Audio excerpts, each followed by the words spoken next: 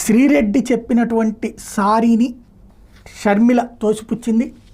సునీతను గురించి, షర్మిల గురించి తీవ్రమైనటువంటి వ్యాఖ్యలు చేసినటువంటి వేళ శ్రీరెడ్డి తను మొన్న వీడియో రిలీజ్ చేయడం, ఆ తర్వాతన ఏదైతే బహిరంగ లేఖ రాయడం లోకేష్ అన్న క్షమించంటూ, అట్లాగే షర్మిల సునీతలకి సంబంధించి కూడా క్షమించండి అక్క అంటూ పెట్టినటువంటి పోస్టుకి తోసిపుచ్చింది షర్మిల. అధికారంలో ఉన్నటువంటి సమయంలో నోటుకొచ్చినట్టు మాటలతో రెచ్చిపోయి ఇప్పుడు ఎలా అన్నటువంటిది.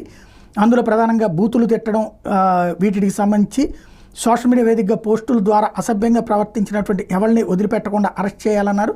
శ్రీరెడ్డి సారీ చెప్తున్నటువంటి క్రమంలో ఏపీ కాంగ్రెస్ పార్టీ పార్టీ అధ్యక్షురాలు షర్మిల స్పందించారు.